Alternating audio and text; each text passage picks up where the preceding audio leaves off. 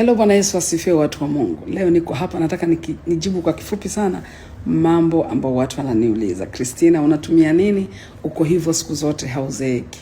Number 1, nataka nikujibu kabisa kwamba hizi picha nazoziona hapa sio kwamba niko hivyo kabisa. Naomba niwe Mkristo. Kuna vitu vinaongezwa kwenye picha, vinaongeza uzuri kiasi kwenye hizo picha. So usije ukashangaa siku moja ukakutana na mtu umezoea kuona zinapostiwa picha na kaa hivyo, alafu ukutana naye unaanza kukimbia, nasema jamani, na kama nimekutana na mtu anafanana na yule au kinyago. Ni kwa sababu kuna vitu vinaongezwa kwenye picha. But secondly, ni sipendi binafsi kuweka vitu moyoni.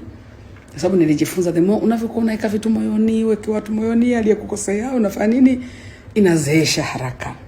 So nilijifunza kuachilia mambo. Kama ukija vibaya na natakiwa nikujibu, I give you on the spot and then na kuachilia. Siwezi kubeba mambo moyoni.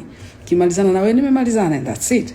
But la tatu ambalo ni muhimu, kama mwanamke na wanawake wengi tunatumia sana vipodozi, makeup. Mimi baada ya muda nilijifunza hizi makeup ni nzuri na zinatufanya tuonekane warembo, but zinakuwa na shida pia nyuma, kwamba unafika mahali if you are not careful utakuwa hujioni kama unatosha pasi na makeup. So inabidi uzitumie, alafu mwisho wa siku zinakuletea ulemavu. Ulemavu wake ni upi? Kwamba ukizitumia sana unakuwa huwezi kutoka nje bila hiyo.